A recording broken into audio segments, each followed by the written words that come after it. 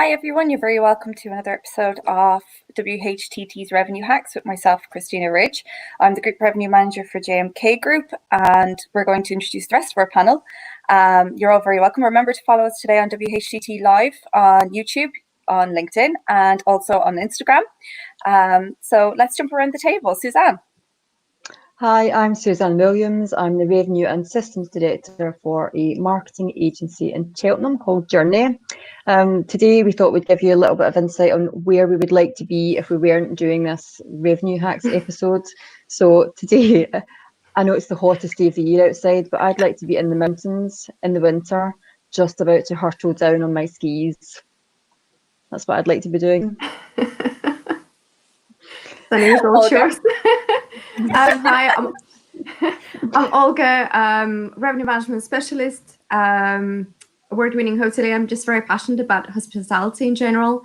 Today, on the hottest day, it made me think or dream of some sort of beach resort holiday. Anyway, I could dip my toes into the water would be fantastic. Thank you. That would be heaven. Benedictine? Yeah.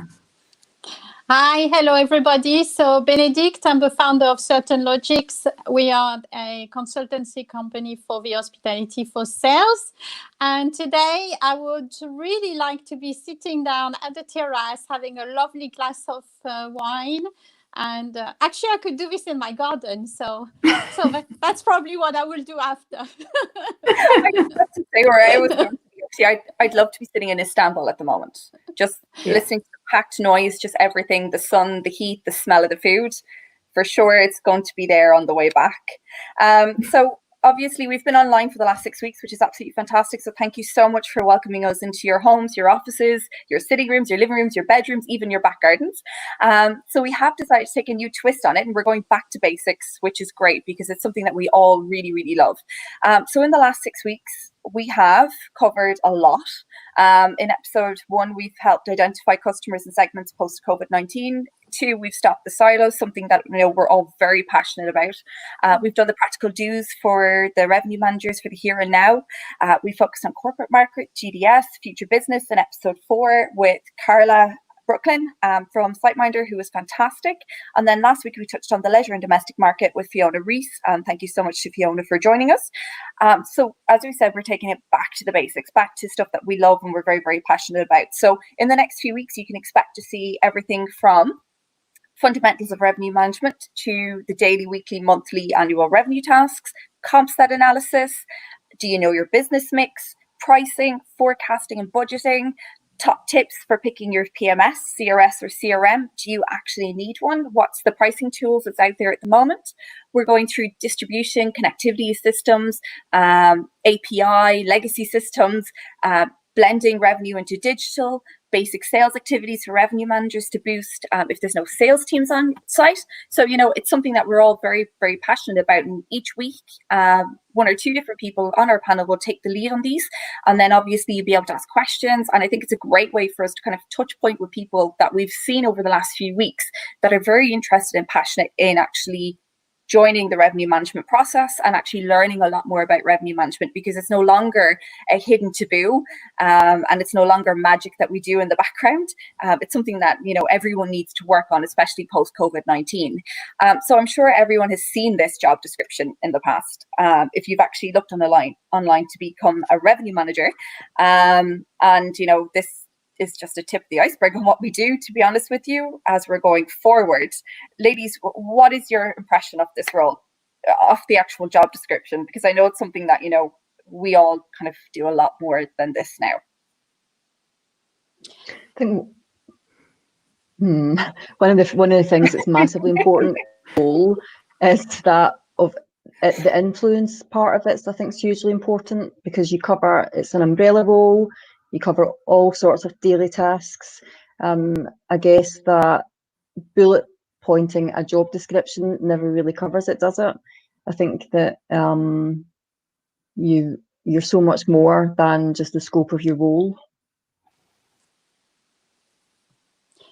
Yeah. I would say there's, as a ex-salesperson, when I was looking and working with my colleagues from revenue management, I think there are additional skills that are probably going to be even more important is collaboration. And on this job description, I'm not sure if it's really covering that. It's crucial that you actually work with the rest of the departments and take a lead with a strategy in the commercial department. So maybe the job description in the future will change. What do you think, Olga? I'm kind of looking at it.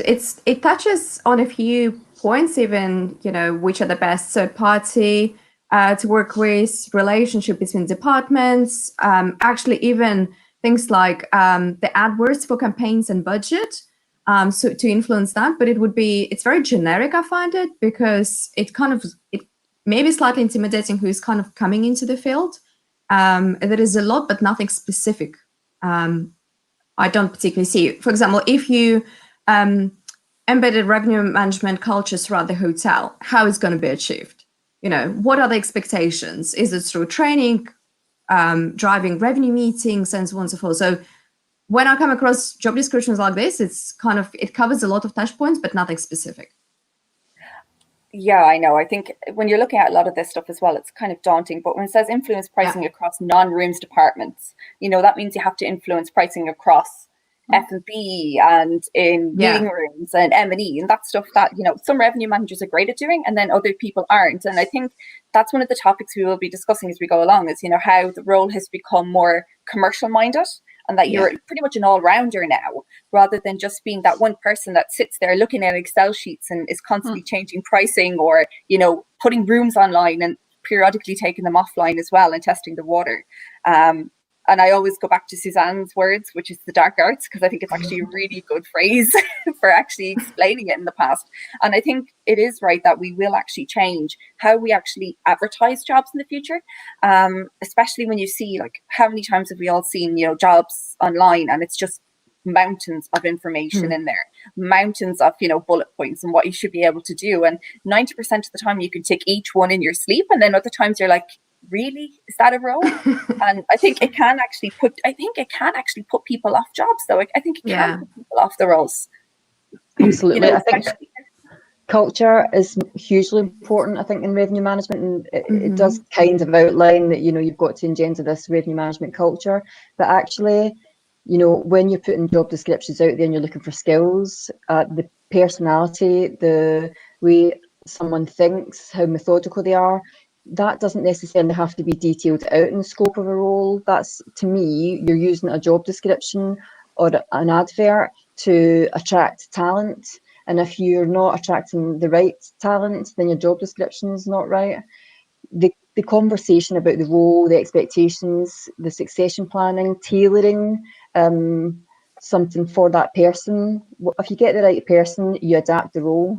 It's, you know, yes, you've got objectives to hit, you've got budgets, you've got KPIs, but you're not going to turn someone away because they don't meet every single bullet point of the scope of a role. So I actually think job descriptions, and they should be put out like adverts. You know, you're trying to attract talent, you're trying to exert influence, you're trying to get some excitement and some leadership into the business, and you're not necessarily going to do that with a list of bullet points. Yeah, I think I can just think of it's almost like coming soon, revenue manager job, you know, and that kind of it eventually, or commercial distribution or whatever you want to call it, because I just think it's so funny when you're saying embed and touching on the embed revenue management culture in a hotel. Sometimes it's very hard for someone, especially if they're not outspoken. You know, you can have a very, very good revenue manager who's very introvert and just wouldn't feel comfortable in directing other people within the hotel on, you know, revenue management, essentially, because it's almost like coming across that you're kind of putting your nose into business where it shouldn't be. You know, I think that's the hardest part for some people, especially if you work in different types of hotel settings where, you know, length of service is key there. They're the kind of more senior people, if you want to put it that way, who feel that, you know, if it's broken, don't touch it. You know, don't fix what it's not broken. I think that's what I'm trying to say.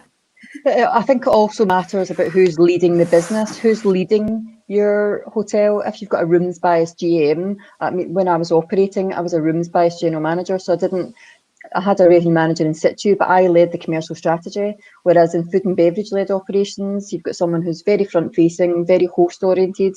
You need a revenue manager that's far more than if you've got a rooms bias person. So I think who's leading the business is quite important too. Yeah, absolutely. Yeah. Berenger made a very interesting point in a discussion whether we should be hiring people just from hospitality industry or from other industry. I think it's a very valid point. And I personally, I think it's, as Suzanne said, it's more about the talent, it's about passion, it's about interest, desire to learn something new. And I would be always looking for that attitude rather than a skill set, because you can teach anything. It's a mindset that what I would be looking for. And also we're facing such a shortage of revenue managers, in my opinion, that you want to attract talent and then you mold it. So I would consider people from other industries, absolutely. Would you consider people from different departments within the hotels to move into revenue management? Yeah. Definitely. It's the same as we develop our skill set in years. You know, you might be you're passionate about something, you want to develop that. It's the same for everyone else, you know, and someone being, you know, working in F&B and learning the tricks and, you know, how to become successful revenue manager, that's interest is already something. So yeah, absolutely. And they might have actually great new ideas, and that's what you want, new ideas to coming on board as well.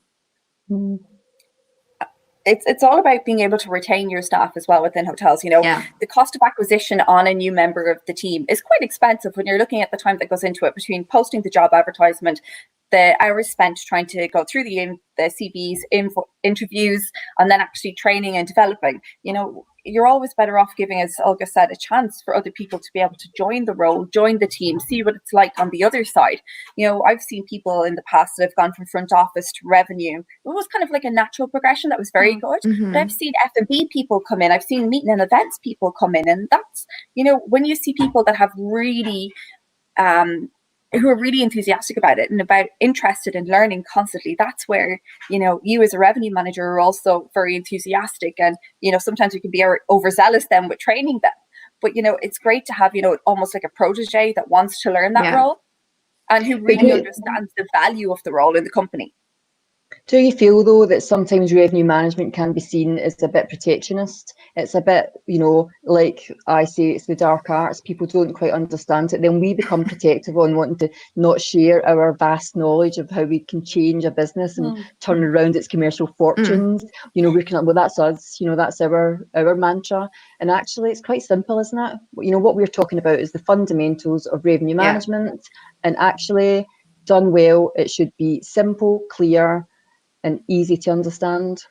But it's a shame, and Suzanne, I agree, it's we don't really know what revenue managers are actually doing, and in fact it's very strategic. And I think it's a shame that the role has not been advertised in a better way. I think there is really opportunity to make it a much more attractive role to the world outside. Otherwise, it would be mainly revenue managers moving around from one company to another, and it's such a shame because it's actually a really, really strategic role within the property. But I think we also should recognize that we have come a long way from, let's say, where revenue management was 10 or even 5 or 7 years ago. We have come a long way. There are still improvements can be made, but it has changed significantly. Absolutely. I do think that we're right in what we're saying. It's almost like stopping the silos, which we spoke about, but also, you know, that we actually do share the knowledge and share the wealth. And I think that's one very interesting thing about what we do on Revenue Hacks each week is we're not hiding anything. We're actually just giving advice, and we're sharing our knowledge and expertise with everyone. And I think if people can take that away from this as well, that would be absolutely amazing, because, you know, you can't hold on to all the information forever. I think one thing COVID-19 has shown us is that no one is indispensable. Simple as, you know, there's been people who thought they would never be put on furlough are on furlough now. There's big chains who are actually putting people on furlough or are on furlough at the moment, you know. So I think that really kind of pushes that there for us to realize that, you know what, we need to train people and develop people, because if not, who's going to take care of our job at the end of the day for us when we're not there, almost in a caretaker role? Because you know what, we're a team. So when you go back in July, when hotels reopen, I don't think it's going to be socially acceptable for you to turn around and say, well, I was off for the last few months. Who covered my job for me? You know, I'm going to blame them for rates not being changed or downfalls or, you know, anything like that, you know? I would say even... Go on. Sorry, do you think in the future, once we back into a kind of normality, whatever normal is going to be. Do you think that the revenue managers will have more responsibilities than in the past? Maybe because hotels are going to have fewer resources around. What do you think the revenue manager role may evolve into? I would say that, I mean, I know, Christina, what you're going to say, we're starting to be able to read each other's minds. But revenue management is ultimately, it's the numbers and evidence and data behind your marketing. So if you understand what your marketing process is and you understand sales, like we've talked about stopping the silos, then revenue should really be the linchpin that pulls these disciplines together. And that's when you actually get the maximum impact for your business. So you have to have a broader view. And I think the revenue management role, it's not considered sexy, is it? Let's face it, it's not a sexy role. Everyone thinks it's like heads down, bums up in spreadsheets. And actually, it's so core to the marketing efforts of the business. So, I mean, I work in a creative marketing agency. What the creative guys do is just fabulous. And there's me, and my team. And but what we do behind the scenes is prove that everything else works. We're proving that the digital strategies put together are actually delivering into our hotels. We're looking at web customer journey all the way through rates and packages and brand position, delivering into the right market segments. So I think if we can communicate in a way that shows that there's also the marketing creative side to revenue, it will become more attractive. It becomes more attractive, and actually you've got a wider influence. So that's how I see it evolving, and getting the heads down, bums up approach turned on its head, I think would be a really good thing. I agree with that, but I see digital marketing more from a way to reach a new kind of customers as well. So I agree with you, Suzanne, but I see digital marketing merging with revenue from a slightly different perspective and angle. And going back to what Christina said about training, I always try to mentor and train two people. So if, let's say, I'm moving to another role, there is a person who can replace me, so there is no gap in the business, and then that person within department can be replaced by a person who is in that department as well, or from another department as well. But because you want to make sure that business will still be successful even when you leave. Nobody is irreplaceable. We all know that. So yeah, two points that I want to mention. Thanks. Thanks, Olga. We just had a very good question from Lewis, which is basically what we've touched on, which is how important is it to involve other team members in the job description and the hiring of a new revenue or a junior manager? Now, this is something I hold passionately to me, is that, if we're hiring someone within our group or with any group I've worked in the past, I like to be involved in it because I might see something that someone else doesn't see. And I think it's very interesting for everyone to actually almost meet this person so that they're actually not biased when it comes to hiring, because a lot of the time we can actually have an unconscious biasness where the person isn't like us or coded like us. And I think that it's always very good to get other people's input. I don't know what you guys think about that. Yeah, definitely. Totally agree. Hugely important. I think you can tend to recruit in your own image, and then actually what you end up with is, a whole load of people that just, it's one-dimensional. I think that if you've got someone that's going to be challenging, or you know the DISC code, you work round, you work your team, your group. Senior management should explore bringing other people in to question, challenge, ask. You want to know about someone. Hospitality is 24/7. It's not just a 9-to-5 office job. It's your whole life. So getting the right fit is massively important, and you need a whole stream of people to do that. Yeah, and I think it's crucial. Oh, sorry. Go on. I was going to say it's really crucial that everybody is actually aware of what a revenue manager does all day long, and what information they have access to, and what data they have access and they can actually share. This will really help for the revenue manager to take a bigger role as well, and really lead the strategy. Yeah. Olga, were you going to add something? I was. I don't remember what it was. Sorry, Olga. Okay, well, on that note, if you guys outside there who are watching us or tuning in, go on. It came back. Thank you very much. I'm also human. No, I absolutely agree with Suzanne in terms of you need to mention, you need to question everything the business does. You know, questioning status quo, that's what should be done on a daily basis, because especially in revenue management, Christina, as you said, thinking what worked yesterday, it won't work tomorrow. You have to continuously develop, and faster you are, better the better team you have around you, the better it is. The more efficient business will be and more profitable. I agree with you 100%. And on that note, we are actually... Yeah. Go on. I'll let you finish, and then we're going to go for a break, okay? Yeah, sorry. No, I was just going to say, I think it's really important revenue managers challenge the rest of the business, but in a very constructive way. So when I was in sales, if revenue manager were challenging me on the business and I was bringing it, but getting me the data, why a piece of business was not great, then that was really successful. And that was giving me ammunition to go back to my clients. So I think maybe for the revenue manager to put to put themselves in the shoes of sales, of marketing, front office. I just saw a comment regarding front office. That's really important, and will really push their strategy and their influence on the rest of the departments. I agree. And we're going to go into revenue skill set in a few minutes, but we're going to take a quick break, and then we're going to jump straight into our favorite part. What is revenue management, KPIs and everything. Olga has done an amazing job on some KPI work and everything today. And I know Suzanne is very good and she can't wait to talk about skill set. So join us in a few minutes after this short break. Hola from Barcelona. Hello from Berlin. Hi from Dublin. Hi from London. Hello from Budapest. HTC means fun, belonging, and a safe place. It is your voice, it's encouragement, support and community.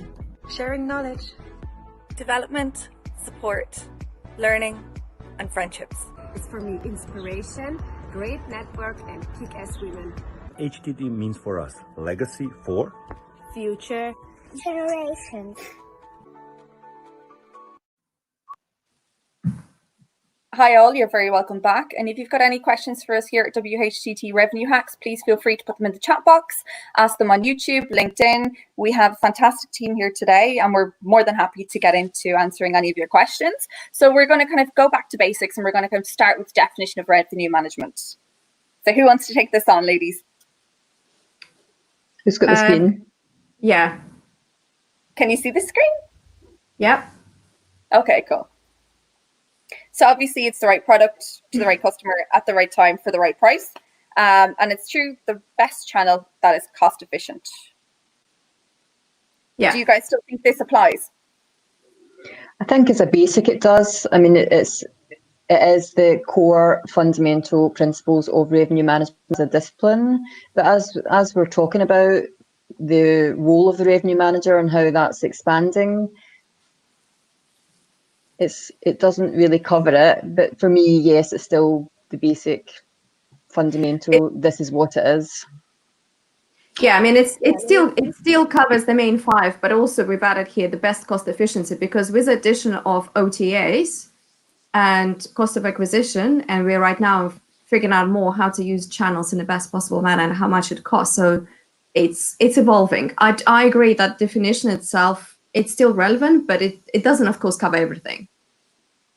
No, and I think for the future, I think it's something that we as a team will actually rewrite what the definition of revenue management is. I'd say probably by the end of these episodes, we'll actually have a proper new definition that everyone will use. I like to think, because it's not just about your target customer. It's not just about the value.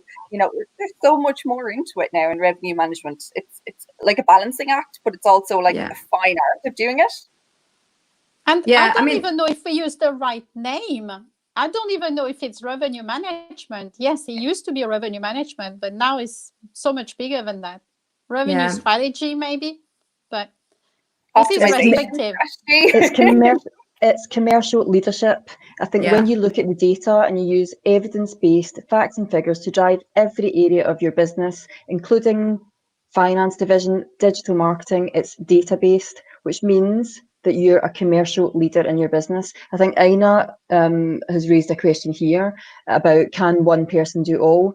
Well, actually, if you're a commercial leader in your business and you've got a team of people sitting underneath you, you are a leader, you do influence, you do lead, you should be driving marketing, you should be pulling in digital marketing to make sure that those campaigns are correctly targeting what the gaps in the business are. So the whole thing can be done by one person, but you need a structure that sits underneath you and a very clear process, lots of energy, and you've got to lead from the front, lead by example, and bring energy and enthusiasm to sales, marketing, and your revenue teams. And that, to me, is where the role of the revenue manager is heading. World domination. World domination. Yeah, and I think people need to be, I think revenue managers now need to be very open to the different areas of aspects in the business, and not to be saying, you know, no longer this isn't my job, because you know what, everything that comes into you in regards to revenue generation, either from a sales and marketing point of view or even an F&B point of view, is part of revenue.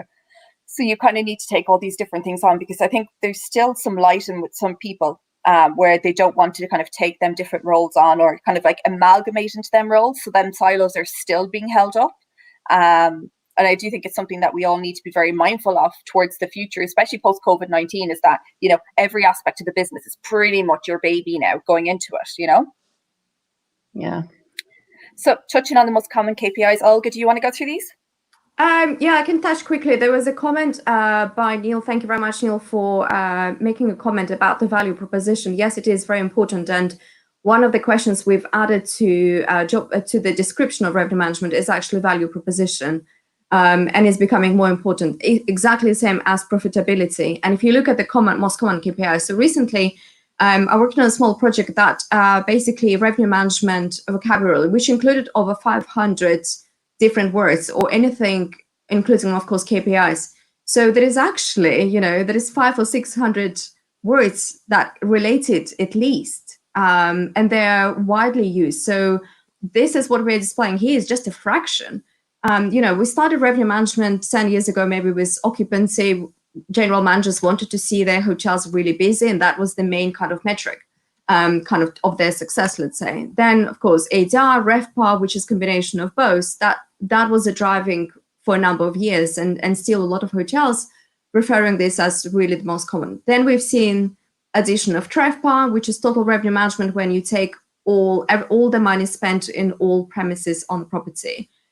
Gross operating profit per available room is becoming you know, more important. I don't know. It really depends on a hotel and property and groups, because I know a lot of hotels and groups are already using this KPIs like EBITDA, for example, as more important, which is earnings before interest, taxes, and depreciation and amortization. So, you know, cost per occupied room is another big one, where the total cost of rooms department divided of rooms sold. So, you know, it's a fraction really of what KPIs hotels are using. I would say hotels need to make sure that they're using main KPIs in each hotel, and that should be defined by the leadership team together with general managers. So they all heads of departments know what they will be tracked or judged, or what their goals are. But additionally, I wanted to mention more about online ranking, guest satisfaction, and loyalty programs. Right now, there are, we have systems that can help us to come up with a pricing which includes what you want to set to sell for your property, what is your competition selling at, but also takes into account your online ranking, guest satisfaction, and what is the perceived value by customer. So all of that together, and that's why revenue management evolves so much. It's really adding right now to the big. It's a big picture. It really has with lots of nuances.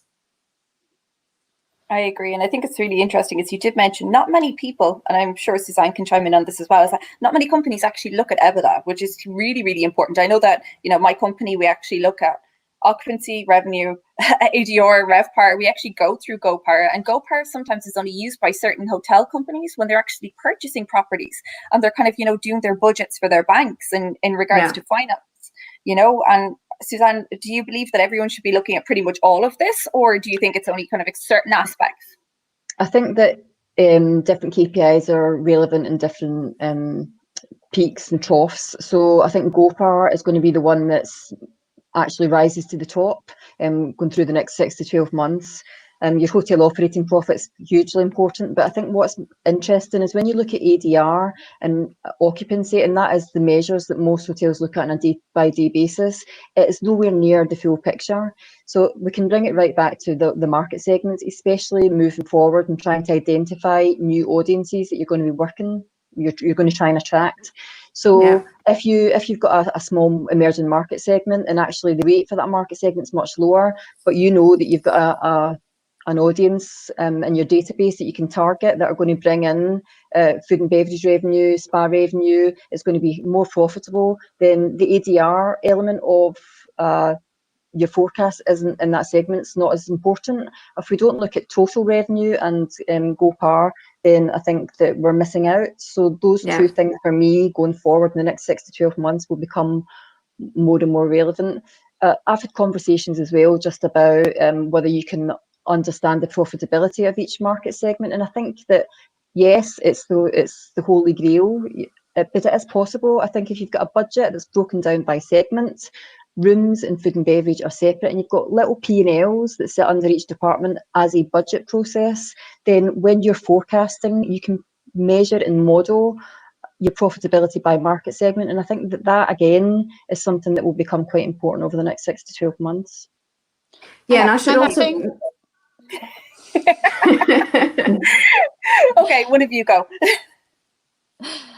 I was just going to rebound on one point from Susan.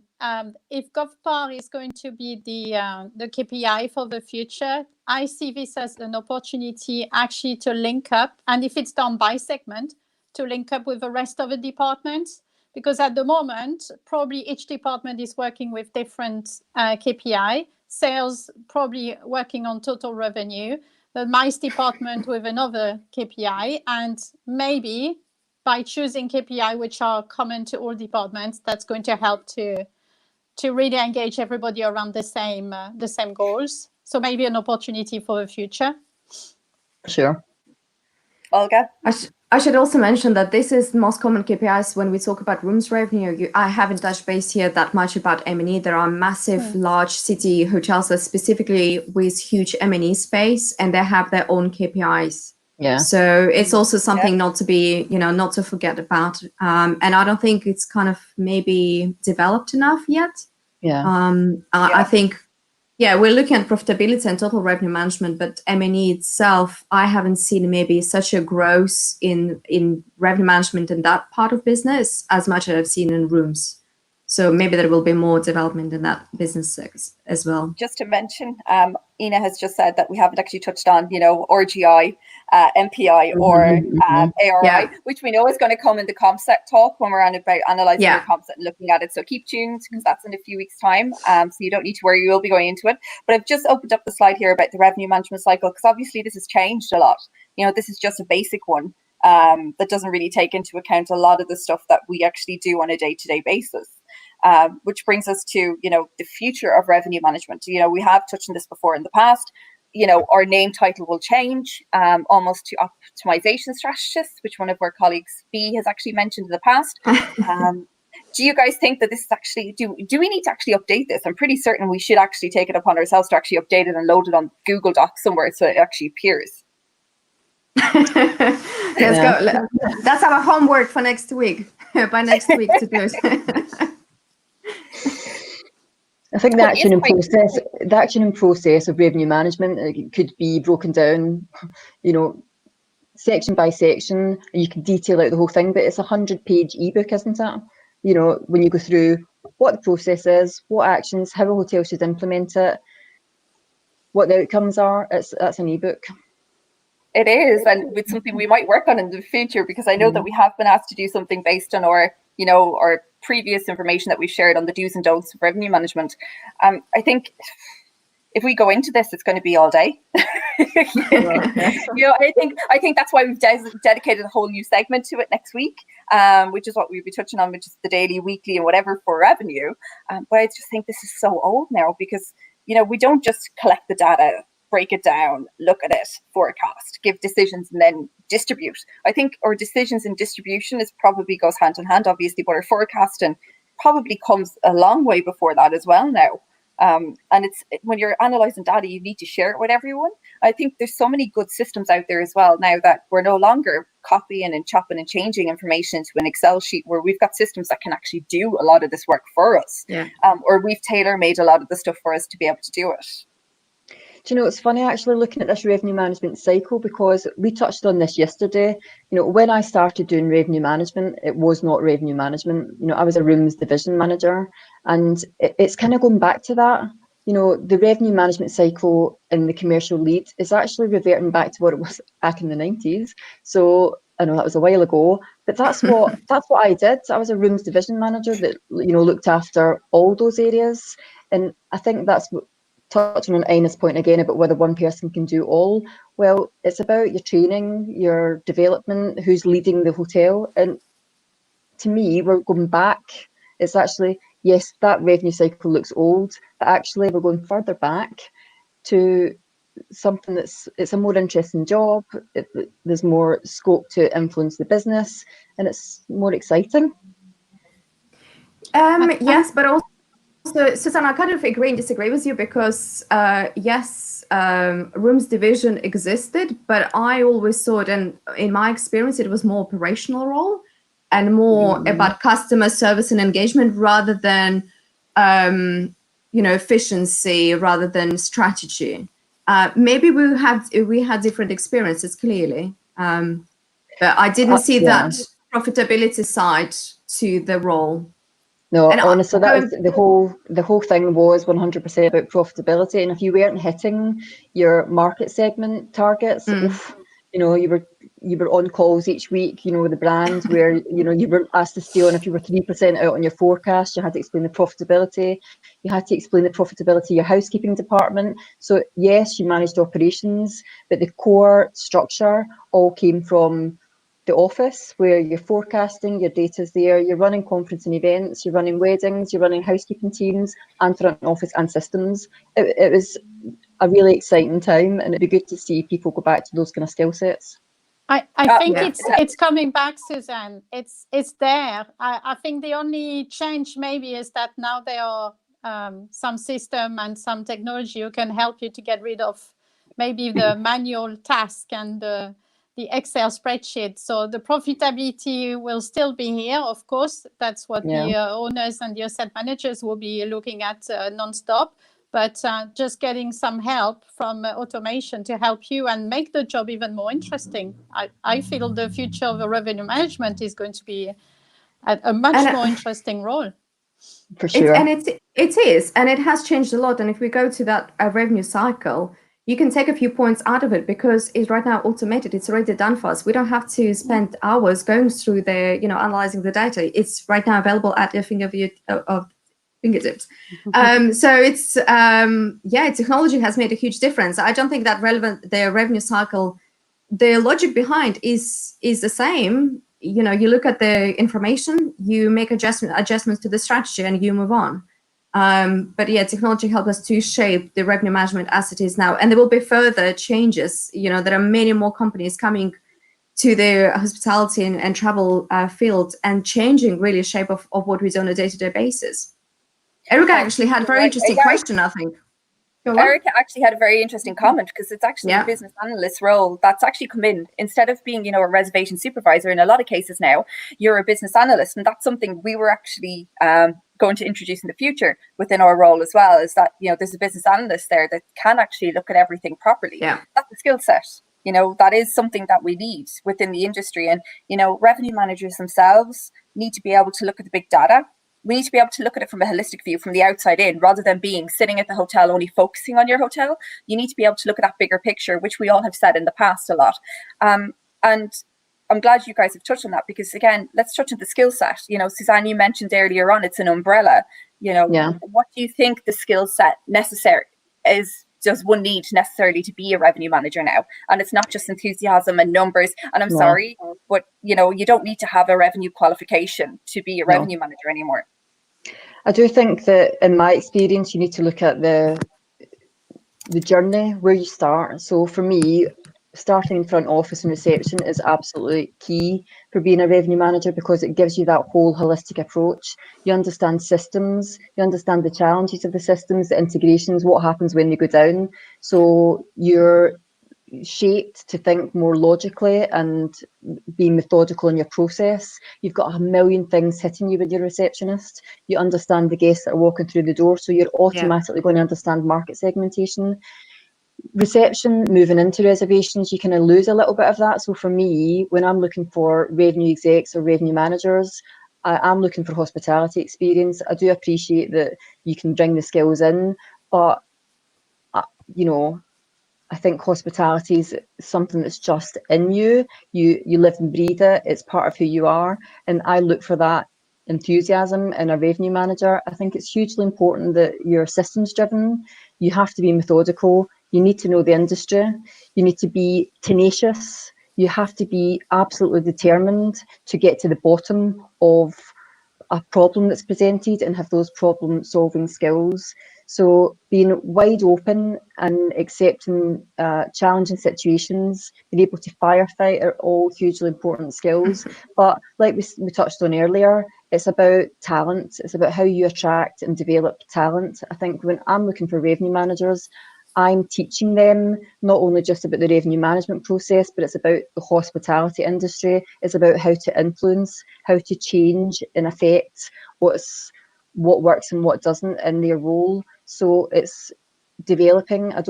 For me, you're in a revenue manager's role for a few years and then you're progressed and you're progressed again. So you should be heading up to director level. That's how I see the role of revenue manager. And it starts off in front office. Or in reservations.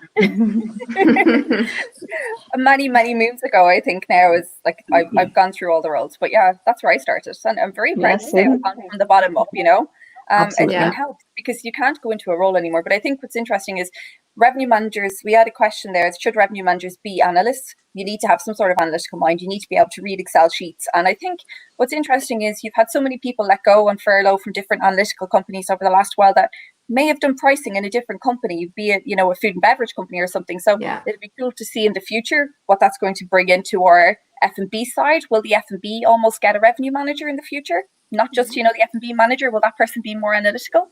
But I did a very interesting question, and one of the last questions we'll take before we leave is, do we think that there is fragmentations in between the data, the information, and the systems? The systems that we have, especially for the likes of hotels that have spas, golf, everything in it. Do we think that the information and the data that we're getting is all fragmented and broken? Or do we think that the systems that are out there now are able to actually bridge the technological gaps? I think it's getting better. I think for the bedrooms, it's been really well done. Now there's really for the technology to go into the rest. And I agree that restaurants will be revenue managed in the future.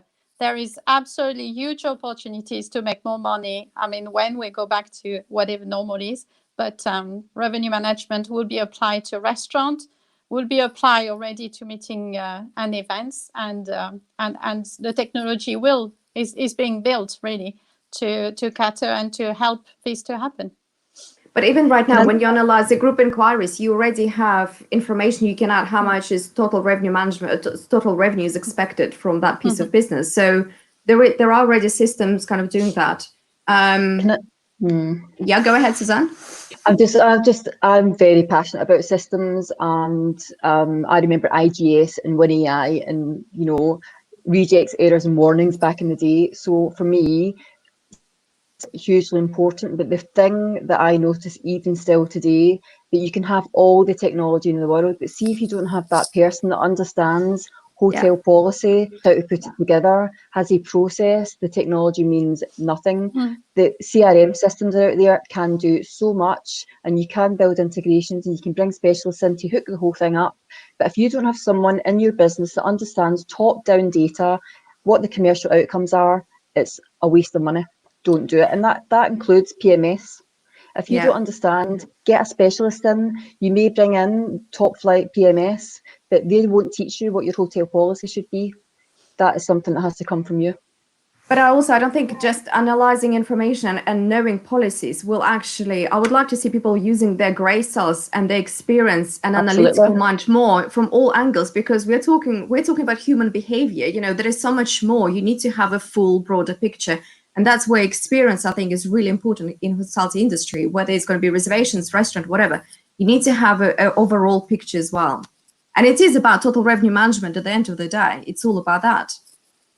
It is, and I think technology can help us a lot in the future with it. And, you know, speaking even to, you know, and we're going to touch on this in the future in one of our episodes, is basically PMS, CRM, all these different things. Do we actually need one? The steps to getting one, you know, all these different things. I think that's something that people will start looking into in the future a lot more is, do they have a good CRM? Is their PMS up to date? Because there's so many different PMSs going out of date now.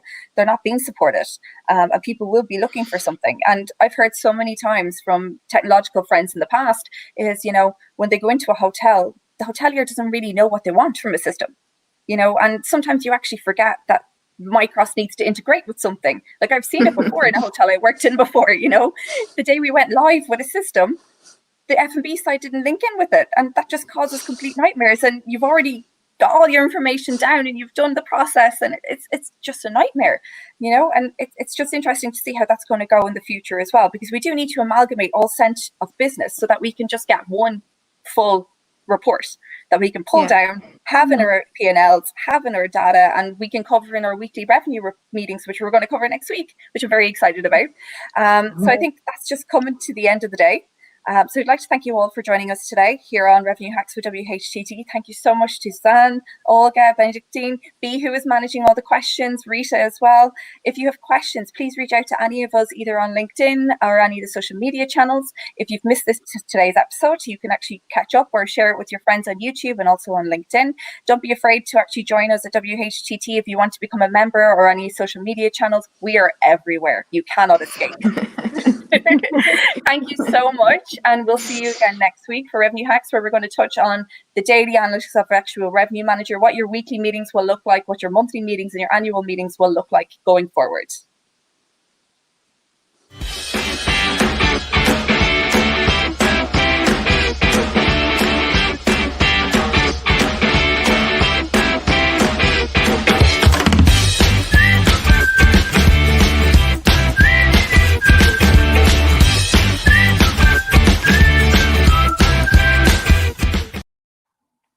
Awesome.